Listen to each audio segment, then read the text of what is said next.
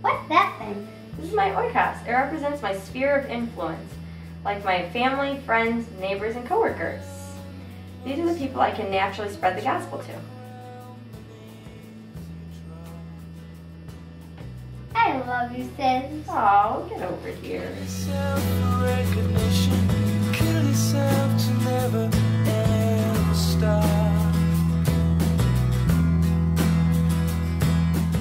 Everyone has an oikos, or their sphere of influence. It is composed of family, friends, neighbors, and coworkers. Here the gospel can spread naturally through relationship. As you pray for people in your oikos and initiate conversations with them, you will see God use you in new ways. When inviting people to your small group, start with those that are in your sphere of influence.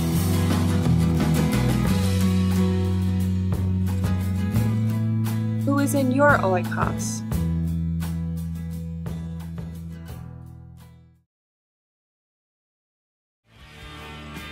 Hi, and welcome to the Magic of Martha.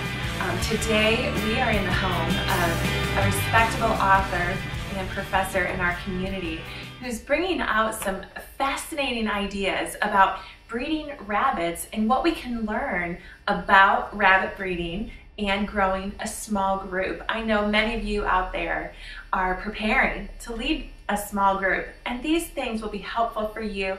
Peter's written a book, and we have it here, Rabbits Growing Small Groups. So I'm excited to be able to introduce to you Peter Jones. So tell us a little bit about yourself. Oh, thanks, Martha. It's an honor to be here. This is the first show I've chosen to be on since you are an amazing speaker. And basically, where I started was on a farm in northern Michigan. Growing up in the beautiful valleys, and the environment was just amazing. I love Michigan. Yeah. And so I was really intrigued by the animals and by the wildlife that was out there. So that was, growing up with it is just something of a dream of mine to do. Well, we'd like to take a look at this idea Peter proposes of, it's fascinating how rabbit breeding can teach us about how to lead a small group. Now, what do you see? What happens first when a rabbit is preparing for her young to come?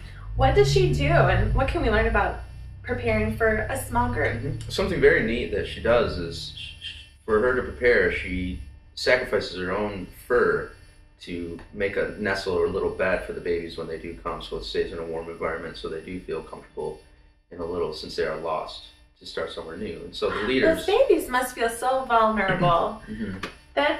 So that she prepares a soft, welcoming environment. Okay. And so the significance of that is the leaders in the small groups are somewhat preparing for their groups, studying and doing other book reading and things, so they know if the nurtured or the new people that come in have questions, they'll be able to answer them. So yeah.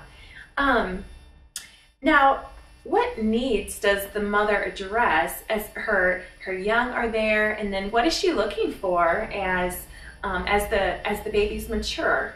Well, right when they are coming out of the womb for the mother, they are hairless, they're very vulnerable, and they are blind. So knowing that ahead of time, the mother prepares for those reasons to nurture them and guide them in a way that they know where they're going. And so that correlates with the small groups, that these people that come into these classrooms and these groups kind of don't know where they are in their lives or have questions all over the rebound. So these leaders or the mother have the answers for them. So that's beautiful significance, and that's how you can make the study factual.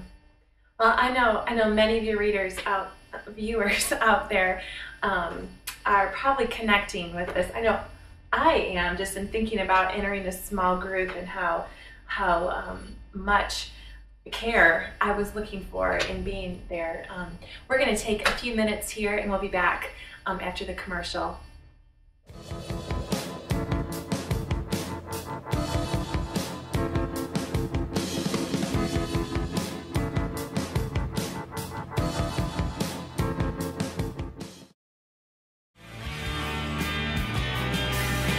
Well, welcome back. During the break, Peter was telling me some idea about the runt of the litter. There's someone that's always lacking, maybe not having as much as the others. Yeah, maybe just not coming in with as much knowledge as the other ones. And so with that, you see in the small group study is it's the same thing, but the mother can shoot it out. So what the mother does is she puts more attention and more focus on that one runt baby, so that by the time it is prepared, because it only gives about 6 to 8 weeks for these babies to live amongst the mother, and then she makes them independent. And so so it's a shorter sometimes amount of time. Okay. And so with the small groups, it's some of the same significant thing is that the timing is about the same, about 6 weeks. And so the main focus for small groups is for those 6 to 8 people that are in it to be able to live amongst themselves and become independent in their faith.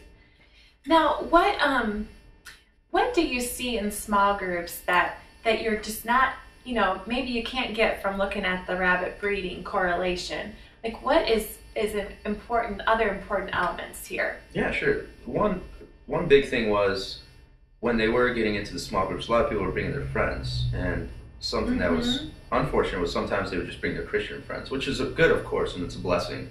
But sometimes we do need to outreach to the ones that don't know Christ yet or have a hard time seeing Him in reality in society. So we do need to bring them in as well, and that's sometimes forgotten because the small groups are a minimal amount as well. And then when would that happen? Like, how large would you want your small group to be? Sure, yeah. 6 to 8 is about the size what I was studying, and that's usual, and that's so that the importance could be one-on-one basis with the leader, or to have a really tight-knit group of people.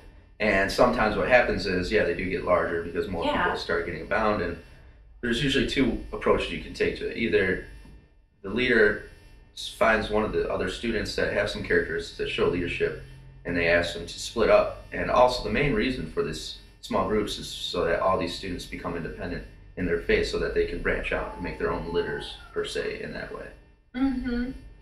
Well, these are fascinating ideas and concepts. Thank you so much for sharing it with all of us here. And we're committed here at the Magic of Martha to bringing out those ideas that would be most helpful. So I hope that you have found this helpful in small group leading that you might be able to have in the future. Thank you for being with us today, for letting us be in your home. And that, my friends, is the Magic of Martha.